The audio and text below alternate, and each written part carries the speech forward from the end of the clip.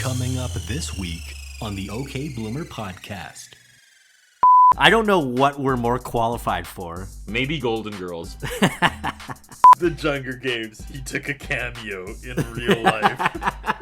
The OK Bloomer podcast 30 years later, motherfucker. That's who. Because you played with yourself. Don't know about the future. Don't. They don't care about the future, because they live it in the past. Sal and Curtis are taking all 5 seasons of Blossom to task. You'll laugh, you'll cry, you'll be weak in the knees. This show's got more range than this on the keys. Only gal in the house, and that's how she goes. One brother was a junkie, and the other one was. Weekly lessons coming fast in the Russo flat.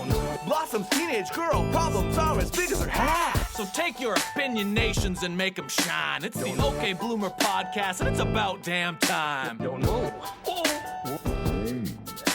Don't know. We are rock back. And roll, buddy. Rock and roll. Season 2, episode 5, titled Honor? The Fresh Prince has come and gone. Yes. He was barely there. He was there for a cup of coffee, really. He's in and out faster than his dad. Why don't he want me, man? I'm still saying that. Is that so good? It's fun to mock that. I don't know why that's so rewarding. Just because it's so universally loved and held on this high pedestal as like TV perfection. That's the moment that everyone remembers about the Fresh Prince. So when you make fun of it, it's kind of rewarding. They didn't do serious topics all that often because the show was pretty zany and out there, right? Yeah. Like to this day, the episode that sticks with me the most is the one where Will got shot. And when Carlton goes to visit him in the hospital and like Carlton has a gun and he's like, I got it for protection. And Will's like, give me the gun, man. Are you kidding me? Yeah, I do remember that. Yeah, remember that? Like how heavy that was? Yeah, I do. That was pretty real. Yeah, exactly. The episode where they got pulled over because they were black driving in like the nice neighborhood. Yeah, I remember that as well. See, dude, they could get to the issues too, man. They handled it with finesse, rarely seen on television. Right? Yeah. We should be doing a Fresh Prince podcast. Screw Blossom. What is this? You want to switch? Should we switch now? A couple of white dudes doing the Fresh Prince. What would be worse? You and I using our very limited and white perspective of the world to review the Fresh Prince, or you and I's very male white perspective of the world to review Blossom, a show about a teenage girl. Yeah, what would be more two accepted males in by their the masses? 30s reviewing Blossom, or two white males reviewing The Fresh Prince of Bel-Air. They're both money. I don't know what we're more qualified for. Maybe Golden Girls. We're on a mission here. It's a slow and steady race, but it's a race nonetheless. It's been a rewarding race, though, in all honesty. I think about this show often. I have to go back in time. I have to apologize for something. Oh my God. What? I was listening to whichever episode dropped a couple weeks ago where we were reviewing the Woodstock 99 documentary. Yeah. And I was listening to it, and then my jaw just dropped, and I had like a panic attack because I feel like I didn't really explain. At one point, we were bashing the like organizer. Yeah. And he tried to put the blame on women for walking around like scantily clad or naked, and that's why they were getting attacked.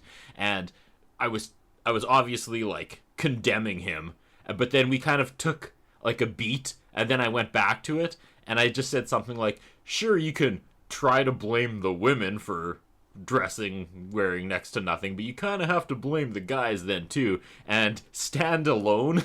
That sounded very horrible and judgy, but it was part of an earlier conversation. I don't think you need to go back and explain that. That's, No, we're not going to get sound bitten, man. I wouldn't worry about it. I know, but I just felt bad because it just kind of dropped back in. And I was like, oh no, that's not a standalone thought. That was attached to something I was saying before.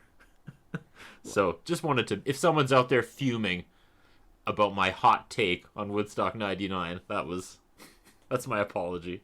It wasn't a standalone thought. I don't want to get canceled, okay? I'm with you. It's a constant. I love women, when you put and I creative stand up things for out them. into the world, there's a chance. So that's your redaction for 2 episodes ago? Yes. All right, can we move on? We can move on. All right, so written by Don Rio and J.J. Wall. I'm at the edge of my seat waiting to see if we get Genie Blossom or Baggy Grandma Sweater Blossom for the intro. I was which waiting I do not for it. skip, by the way. And we get Baggy Grandma Blossom. Yeah, I wrote some notes about the intro, but we missed our synopsis here. Oh man, what are we doing? I'm sorry. Okay, we're all over the place. It's like all we have. It's like our only gimmick. Well, let's go back. I gotta fire up IMDb now too, because see, I'm not ready. What's this show called again? Okay, we got the episode guide. All right. So Disney Plus says an insecure boy lies about his relationship with Blossom. It's fair. I didn't have a problem with it this week. No, that's okay. The TV database says Joey's cheating lands him in an advanced English class, while an innocent Blossom is labeled a naughty girl when an old friend spreads a vicious rumor. Even better. You ready for this? You ready for some terminology IMDb is not scared to throw around? Let's do it. Blossom is upset when a male friend spreads rumors that he scored with her. Oh. Joey accidentally gets put in an honors class and fears he will be considered a geek, so he tries to come up with a way to get kicked out of the class without failing. I feel like the IMDb one is user generated, so it's like anybody can just put the synopsis.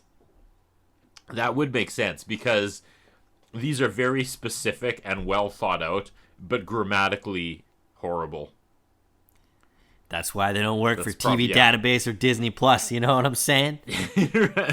Joey's seen it. Yeah, so the intro, I noticed the skirt of ties again. It would be fascinating to talk to a girl our age who was a Blossom fan. And, like, did you watch Blossom and take notes about her wardrobe and think it was cool? Not in a mocking way. Like, I legitimately want to know if young women in 1991 I think she was at the forefront of what fashion was, man.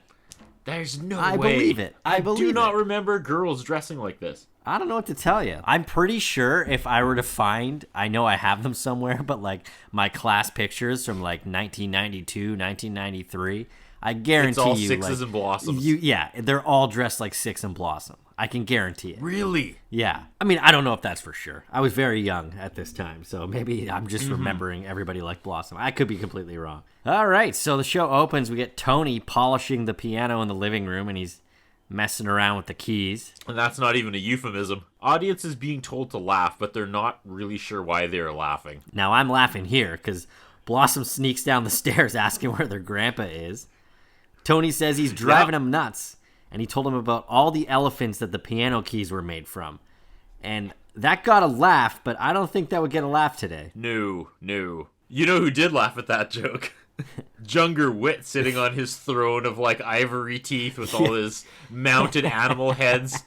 He's like Craven the Hunter. He's got like a throne that has He's like cheetah skin. He's got his rifle kind of over his shoulders and arms. You know how people do that with like sticks? Yeah. Where they put it like behind their neck and then they kind of... I picture him with like that old like jungle hunting hat, like the hard hat. Yeah. With like a big white curly mustache. He's Von Pelt from Jumanji. Yes. And he is always talking about hunting the most dangerous game, but he'll never actually admit it's humans. I feel like Paul Jungerwit could be like his own comic book, man. Oh, totally.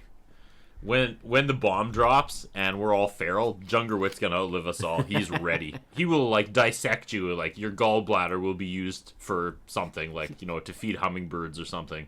Like he Jesus Christ, he knows man. his stuff. Jungerwit will get it done. Yeah, he like grew up in the jungle and then moved into the city and got a TV executive job. That's the American dream. Yeah, and then he's gonna get PTSD one day and swing from vines back. He's gonna go back jungle. to the jungle, back to the only place that's civilized. He probably did. He probably sits there every day in Hollywood making comparisons about how uncivilized Tinseltown is compared to the laws of the jungle. What's the name of this movie with this character? Like Junger to Jungle or something? Junger Games. This is all organic, folks. We don't plan this. Junger Games, The Life and Times of Paul Jungerwit. I don't even remember how we started this. The audience was asked to laugh at dead elephants, right? That was the joke? Yeah, that's it. That's where we are. I forgot. We're like 2 seconds into the show here. Yeah. and we've written a movie. Yeah. So Buzz is driving Tony crazy, and Tony speaks for us viewers. Right? And he says, grandparents are supposed to come, give you $5, tell you how big you've grown, and leave us. He's not wrong. Yeah. He says it's a cameo part. That's pretty funny. As he says that, he looks off to the side, and Junger Wit gives him a nod and a wink. Yeah. That was his line. What'd you do out there, Junger? I took a cameo in real life. The Junger Games. He took a cameo in real life.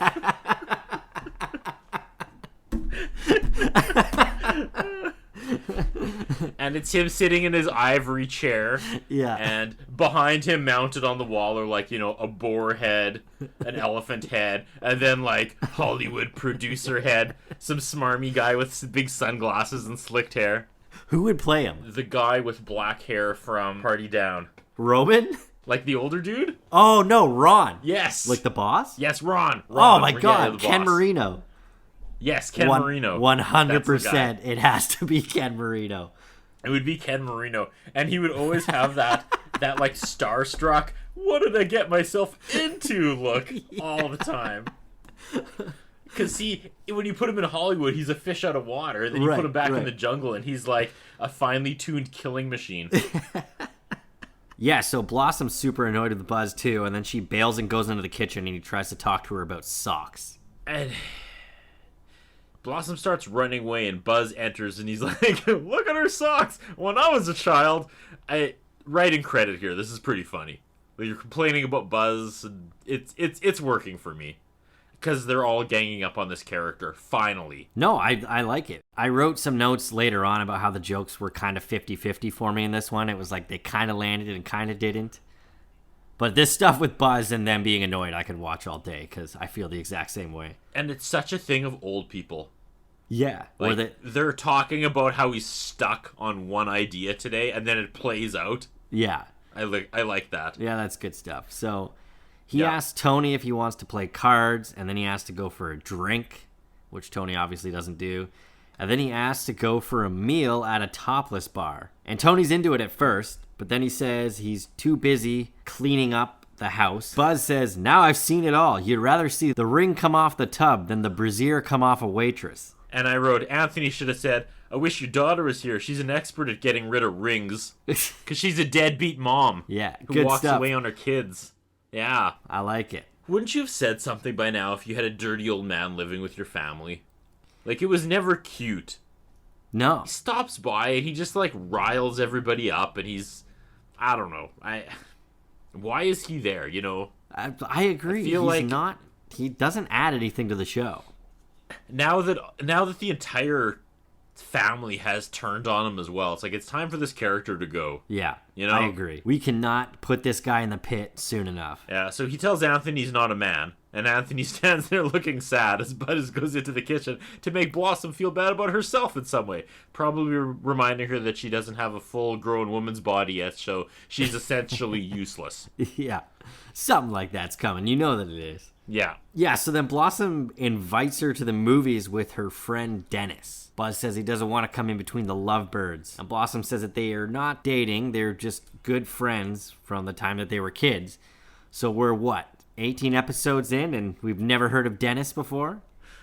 Yeah, exactly. And it's strange she didn't call Dennis when she had that falling out with Six, because I thought Gorby was her only friend. I mean, who's keeping score? You know who's keeping score? The OK Bloomer podcast 30 years later, motherfucker. That's who. You goddamn right. Plus, we've also seen Dennis before, but we'll get to that in a minute. But okay, we've got Blossom and her friend that's in the friend zone. Yeah, so... Yeah, because he's explaining friend zones to Blossom now in 1991. Yeah. And just because Buzz needs to sleep with anything that has girl parts to remind himself that he is indeed a man, he can't fathom anyone not living like that. Right? He's got some, cheesy joke. Blossom's like, oh, he's just a guy who's a friend. You don't have any, women that are just your friends? And Buzz goes, you mean women I didn't sleep with?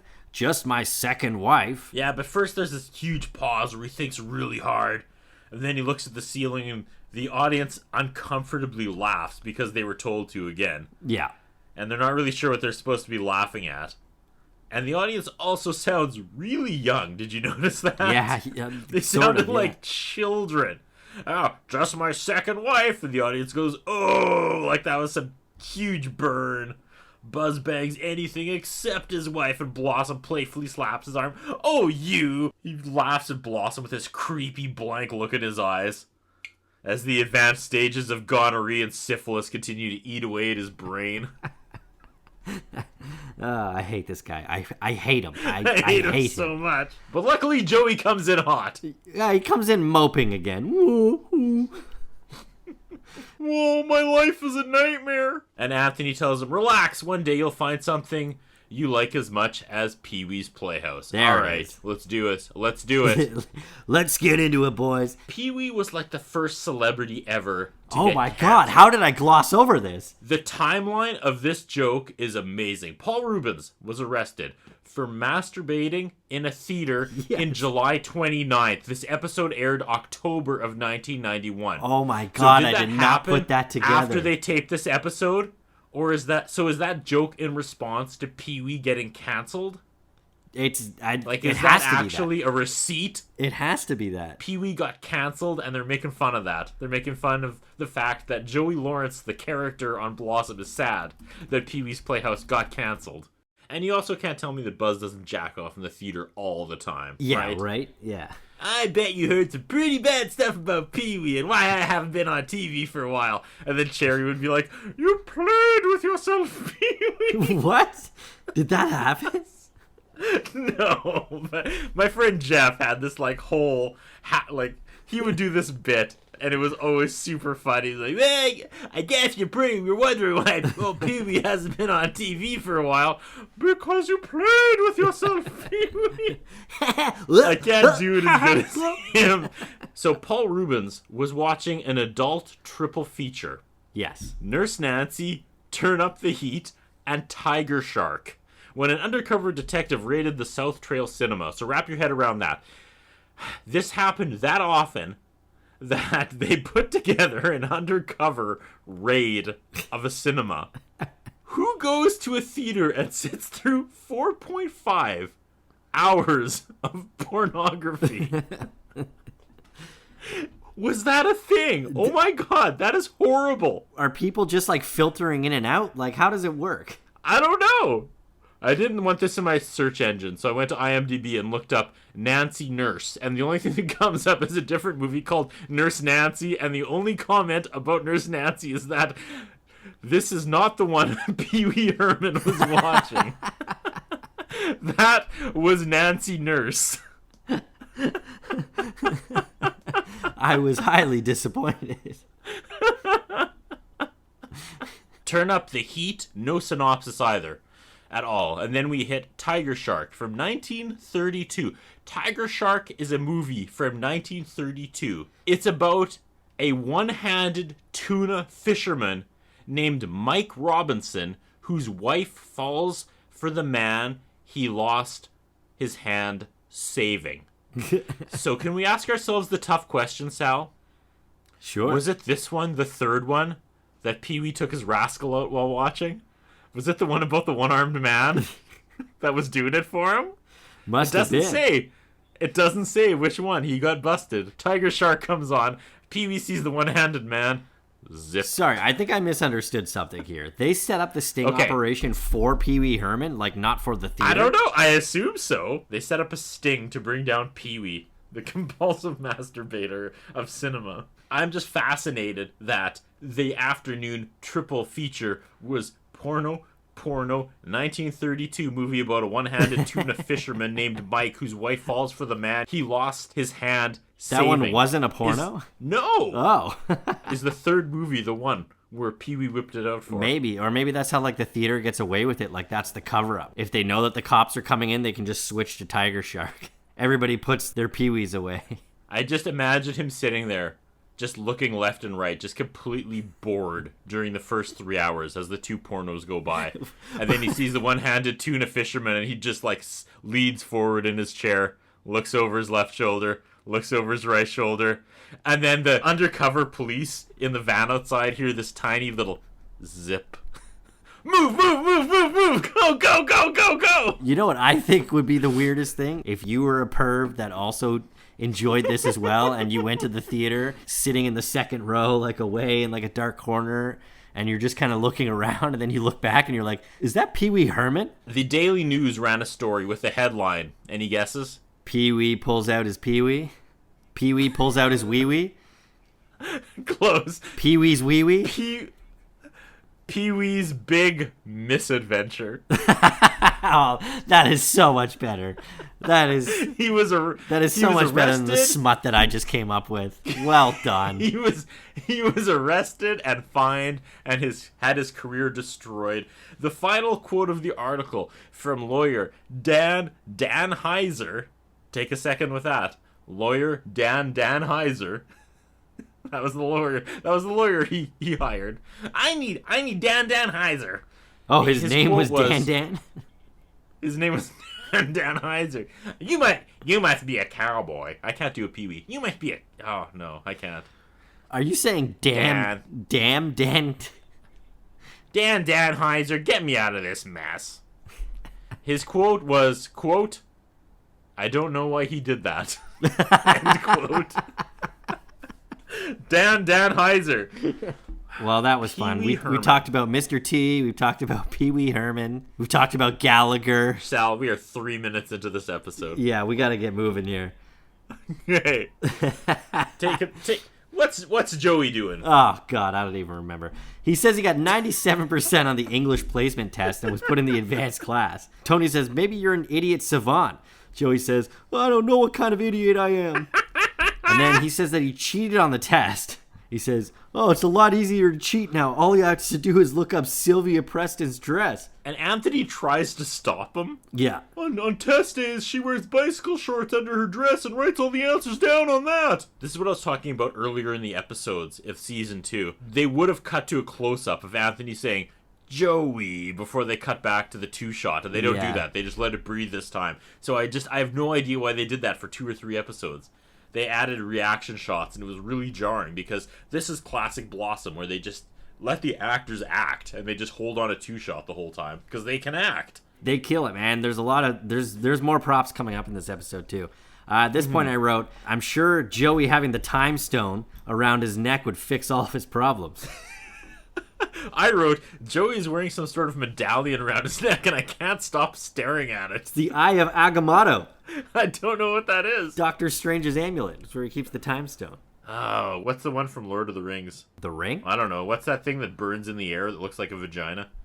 Oh, that's the Eye of Sauron. Ah, okay. Joey's screwed because if he flunks, he can't play baseball, so he has to keep cheating to keep his grades up. Yeah. Anthony says, at this rate, you could be valedictorian. Joey says, I know, and I hate parking cars. Joey has a breakdown and holds his head and kind of starts rocking. Like, this scene is pretty funny. Again, why does Joey Lawrence not get any props for this show? His reaction was like so over the top here, though. He has timing. He has delivery. He nails like every scene they give him, no matter how stupid the dialogue is. Sometimes he makes it work. Well, then maybe Joey Lawrence is another like Brendan Fraser that we should try and bring back. We should have a campaign for. Yeah, but he's got like a musical career. Does he though? Does he though? Yeah. He's got abs all week, I believe. Yeah, he's got great hair plugs too. He's doing fine. But yeah, he's flexing some rarely seen physical comedy. I can't praise Joey Lawrence enough. He must just wake up in the middle of the night in cold sweats, just hating the word whoa. Because that's all he's remembered, despite the fact that he's the most talented actor on this show by a mile. I had no intention of praising Joey Lawrence at the beginning of all this. I didn't either. I was like, this one trick pony, this one note. Right? Exactly. Right? But now it's been the exact opposite. There's a knock at the door, Sal, and Dennis. It's Fred or whatever his name is. Pinhead Fred. It's what? It's Pinhead Fred. Is it Pinhead Fred? You didn't know this? I didn't know this. Yeah, man. It's the same actor that was Pinhead Fred. Yeah. What is happening? He's the second 2-time pit member. We get him tonight. Why? Why would they cast... Did they think we'd forget? Pinhead Fred, back from the pit. He's not wearing glasses, so you know he's not a nerd. And you can also tell by their cool handshake that they do. Yeah, I also think I had that shirt that Dennis is wearing back in 1991. I could have lied about banging Blossom back in the day too, I guess. I guess so. So they invite Buzz to the movies, but he doesn't want to go. But then he doesn't leave before he insults the guy's shirt. Oh no, I burnt myself. Sorry, this is good stuff. I said, I think I had that shirt Dennis is wearing in 1991. Then I wrote, must have been the official Friend Zone uniform or something. Ah! Take that, self. Not getting the ladies in 1991 was I. So Blossom and Dennis leave, and some synth takes us to a Too Many Cooks exterior. And where's the flutist this week?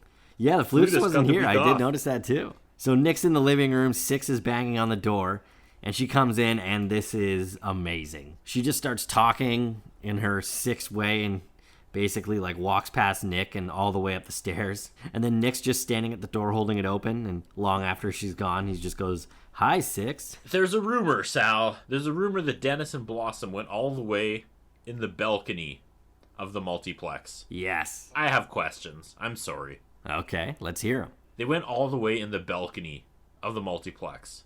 Yeah. Like, all the way. These two. Well, no, but he says that they did. But, like, What's the issue here, Curtis? they... So did they, like, put their jackets down on the ground? Or, like, I'm trying to work out the logistics in my mind. Yeah, I don't think you're supposed to think about it. Well, I'm thinking about it. Because I'm the thinking about logistics how of it are that ridiculous, which is why the kid clearly made it up. you can barely sit in a movie theater chair. And there's about half a foot in between your chair and the one in front of you. What idiot would believe that? Teenage boys would believe that. There's other things that could have been done in the balcony of a multiplex that would have been believable. But apparently these two went all the way. So, like, clothing was fully removed. I don't know if that's what that means. I don't know. What's all the way? Well, all the way is all the way, but you can leave your clothes on. I guess. Do I we feel need like to get into banging this? two Or action do you know a fig- discreet? I want- Have you ever in a discreet area before? Bel- Are we going back here again? I mean, it can be done. It's just not realistic. Yes, it can. Thank you. That's what I was going for. It can be done. Yes, very unrealistic. Yeah, It's not the public thing. but it's if not you were in his I'm- situation too, think about it as like a teenager and whatever. He says the reason why they did it is they were all talking in the locker room and he didn't want to be the only virgin. So it was like, yeah, like obviously he's gonna have to come up with a cool story. To like, yeah, but the cool story would be like, she gave me a Pee Wee Herman. yeah, but that's Right? not what they were talking about. They were talking about going all the way. And he was like, yeah, in the balcony at the multiplex. That's the lie. Not like after or before or, Yeah, the I don't know. car or in the bathroom. It's like the balcony. You idiot. You idiot. Oh, yeah. Yeah. Well, we totally did it in line for popcorn. Like, I think as like a teenager making up a lie, you could sell it. no. I strongly disagree. You're There's calling not enough BS room on in a that. multiplex. I'm calling just the multiplex part. Why? What if there was no one else in the Movie theater? seats. There is barely enough room for one person in a movie theater seat, let alone for two people to be connecting at certain points of their body in that small of space. No, man, it can be You done. would have to be like Bendy M. What are you talking? Man, people do it in airplane bathrooms. That's like much smaller than a seat at the movie theaters. No. I feel like you have to be way more discreet in the balcony of a multiplex than you would in an airplane bathroom. Airplane bathroom, at least you have privacy, and you wouldn't have an audience. You wouldn't have people being able to see. You'd have to be... Yeah, you'd but have to have the some sort point of was that they degree were on the of being- balcony, so I'm assuming that they were, the balconies, maybe they're the only ones up there. All right, man. I'm saying it can be done. I'm not saying I've done it. I'm saying it can be done. Kind though. of sounds like you're saying you've done it. You're defending. If there's a this will, pretty there's a hard. way. That Yes. Again, this is another crossroads for us. I just think that's the dumbest lie ever. Yeah, I agree. I think if I I was- agree that it's not a good lie, but you're a teenage boy. They were probably all lying. But I want to hear what the other lies were. We did it hanging from a tree branch around a beehive. Right? It's all BS. All right, fine. I found it weird that people were catcalling a teenager having sex in the audience. Yeah, the audience hoots and hollers, which is not the tone for the scene, but whatever. No, we'll let it slide. Because 6 is on fire here. Oh my god. Six says she heard this from Susan, who just had her braces off, and this is the first time she's understood anything she said in 2 years. Jenna Von Oy, I wrote, tour de force. One long take explanation of where the rumor started. Yeah. Bravo. Bravo. Yeah, this was so good, man. Yep. And then the word slut gets dropped again. Blossom says, it's not true. Blossom says, everyone is going to think she's some sort of and Six finishes it with the word slut. Yes. And that rings through my bedroom and just bounces off the walls. Slut, slut, slut, slut. And I look around like I'm making love in a movie theater. That's the nervous energy in my room at that point. Blossom says this is going to ruin her reputation, and Six says she doesn't have one. But now she does. But then, hey, what can get us out of this scene? How about some buzz? He asks Nick if he wants to have lunch at a topless bar. Nick says he's not hungry. And Buzz says, well, neither am I. And then he says, what the hell's wrong with this family? And then Nick says, some of the women have been working there so long, they have tassels on their shoes. So check the women's aging bodies should be made fun of box for this week once again. Yeah, I wrote that, and I also wrote, get this old horny out of the house. Buzz isn't hungry, but he's thirsty. Nice. Buzz likes that one. Buzz hates Nick, but he's like, oh, we're making fun of naked women. Ha ha, I'm in. They almost bond. Yeah, almost. He laughs to the point where they stick on the shot of Buzz longer than they should. Did you notice that? Yeah, it was... Yeah. They had a reaction shot of Buzz, and it held on like 2-3 seconds longer until it was almost uncomfortable. I think the actor was actually laughing at that joke, and that's why they used it. You could kind of tell that he was almost cracking. Yeah. I hate this man, the character, and I hate this man, the actor.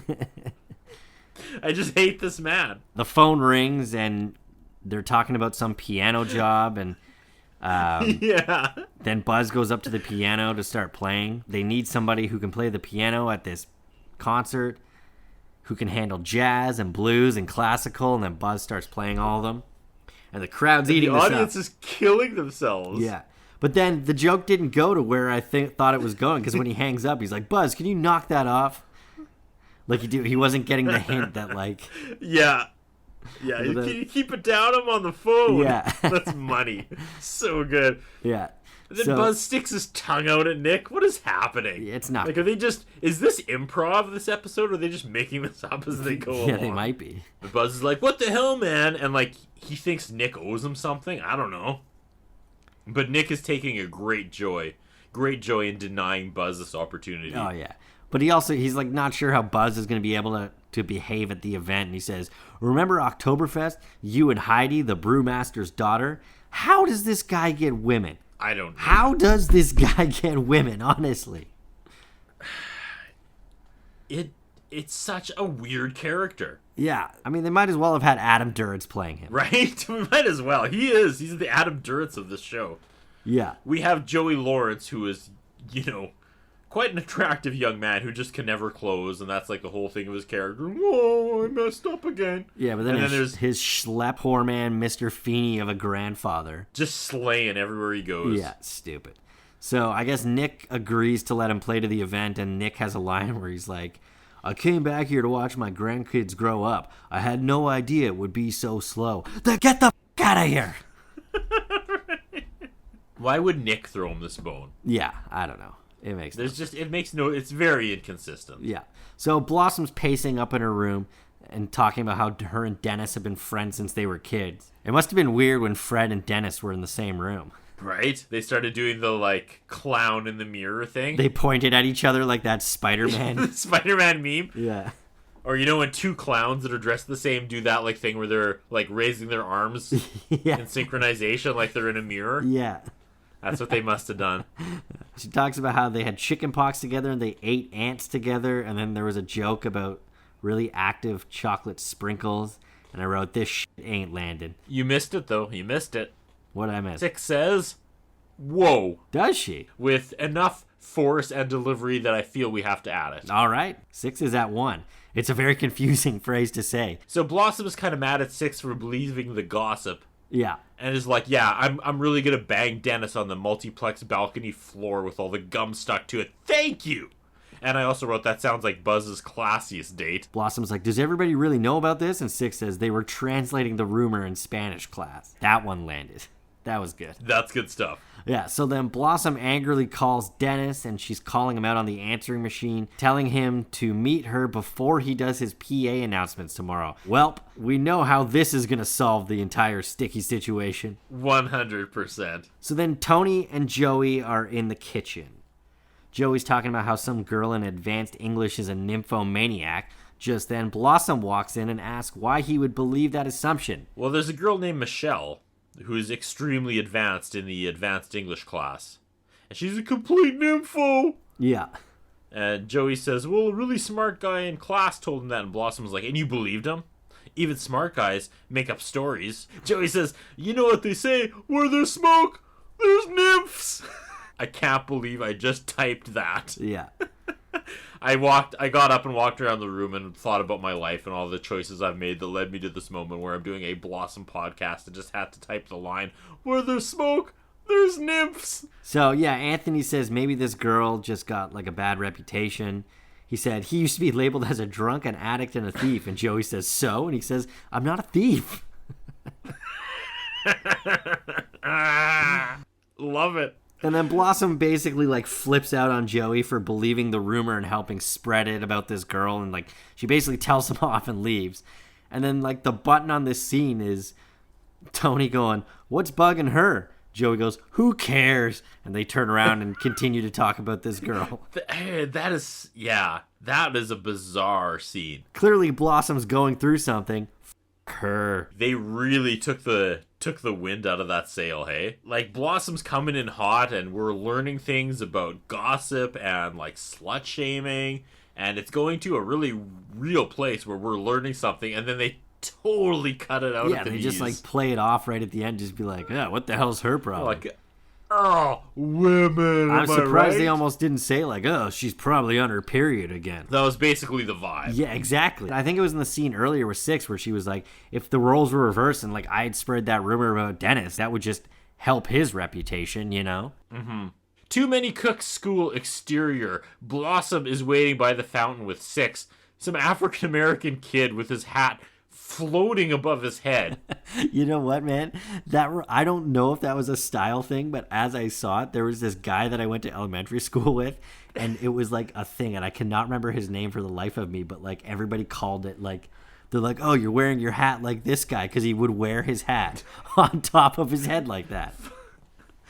I just remember the character Adebisi from Oz. He had it was like a tiny mini toque, and it just sat on his head, and I don't know how it stayed on. I don't know. It defied all logic. Six explains to this guy that someone started a rumor about Blossom. He says, yeah, the multiplex. Some jock wants to drink water at the water fountain. Blossom flips out on him. He says, I can come back later, and Blossom says, quote, drink the damn water. Is that the first swear? Is that the first swear on Blossom? It might be. And I feel like she ad-libbed that line. Yeah. And it was great. I loved it. I feel like this is Mayim just kind of having some freedom to add some lib. Well, whether or not it was written, it was great. It was so, like, out of character and, yeah, played off really well. Yeah. So, yeah, they don't hear Dennis on the PA, and they think that he's avoiding Blossom. So Joey's in his advanced English class. They're talking about The Great Gatsby. And Joey's face through this whole scene is great. Right? At one point, he, like, spikes the camera, and he's like, help me. Yeah. And, man, I have been there. Yeah.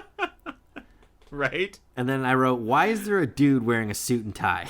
The guy sitting beside him is wearing, like, a full-on blazer and tie. And then he asks about the quiz, and I wrote, F this guy. Right? I didn't track the smart banter between the teacher and the kids, but it's good stuff, and Joey Lawrence's expressions are hilarious. Yeah, I was probably about as lost as Joey was. So they take this test, and he thinks the kids are cheating, but it's an open book test, and one has to explain to him what an open book test is. Yeah. And he goes, no wonder you have such good grades. He was like, oh, I don't have time to, like, go and read through the book, and then the guy explains to him what the index of the book is. And this is where we get our 10th woe of the series. Whoa, this is amazing. So Joey struts in all cocky. Nick asks how he got into advanced English. And we get another whoa here? Does this count? I didn't track it. He says, whoa, how'd you know? But he didn't say it like how he typically does. No. I say no. Okay. Thumbs down. Okay, no whoa. So Nick confronts him how he got in, and Joey just straight up tells him that he cheated. And then Nick tells his son that he won't survive in this class. And then Joey explains to him what an open book test is, and then he's surprised because Nick already knows what it is, and then he's pissed that he didn't tell him. There's a lot of good stuff in here. Nick at one point says to Tony, I'm going to pull over. Tony, why don't you drive? Yeah, I like that a lot. And then Tony starts talking to Joey. Yeah, and then Nick says there's a movie playing in his head that no one else can see. They're just slam dunking on Joey here. Good stuff. So because he got more than a 65, but less than an 85, he got bumped down to the regular English class. And he said he's going to bring his new technique to this class. And as he's walking away, he turns around and says, now I never have to look up another girl's dress as long as I live. And just then Buzz walks in and immediately says goodnight and leaves. Because the thought of him having a grandson who's gay tears him apart inside. And that's the joke. And I imagine he went to the multiplex to touch himself. Yeah. All in all, I thought that scene was pretty funny, to be honest. For sure. And Anthony and Nick side-eyes each other as the audience goes nuts. Straight upstairs, and all the boys are calling Blossom because they think she's easy now. Her phone is ringing off the hook. Yes. Was that a thing? So, in this scenario in the Blossom world, Blossom banged her friend in the multiplex, defying all space and time, and now boys are just calling her. So what are they saying? Like, oh, is this Blossom? I heard you bang, so do you want to bang? Is that what's happening in the Blossom world? You want to go see a movie at the multiplex? That's like the code word. And if she says yes, then it's like, I'm in. Yes. I'm in. Well, because she kind of says that here, because she's like, now that this rumor is out, like, I don't know if guys are really going to be into me or they're just into me because of the rumor. Well, let's see. If they weren't into you before, and now they're calling you, I'm going to guess the latter there, Blossom. Dennis is down at the door. He comes in and Six starts going off on him. Blossom tells Six to leave. The men disappeared. Did you notice that? Yeah, I said the doorbell rings and I bet it's not Dennis. Oh, it's Dennis. And Dennis starts hyperventilating. Yeah. And Blossom says, don't you dare. You told me that was a trick you did to get out of being in trouble with your parents. I wrote, money, money, money. Yeah, absolutely. Calls him out on his bullshit right away. Yeah. Dennis tries to get Blossom to feel bad, and he says, it's not easy being a boy. I rolled my eyes at that. It's so easy being a boy. Oh my God. There's nothing easier than being a boy. Exactly, right? Yeah, come on, Dennis. He embellished because everyone was talking about sex and he didn't want to come across as a virgin. Blossom says it's not embellishment, it's betrayal, not to mention science fiction. That's good stuff. This is a good scene. I like the way that she's standing up to him, too, and like basically telling him off. For sure. He deserves it. And he's like, I know I shouldn't have done it, but I did tell everyone you were the best I've ever had. And the audience thinks that's hilarious for some reason. Yes. This is not a moment for the laugh track, Not folks. at all, no.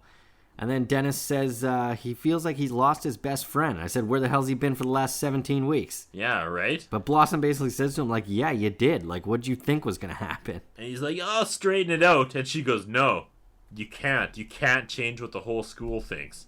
Yeah.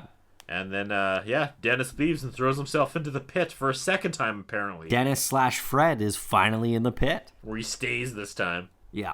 So the next day at school, Dennis is on the PA announcements, and he's doing the flag thing, because I don't know what the it's called. Hashtag Canadian. I don't know what they call it in the States, the thing that they worship. Yeah. One nation, indivisible, and I never had sex with Blossom Russo, with liberty and justice for all. Blossom and Six look at each other in shock, and the episode fades to black. Freeze frame. Yeah, they brought in J.J. Wall to write about the issues, eh? Yeah. There's only one man that can talk about slut-shaming. It's J.J. Wall. Get him on the phone.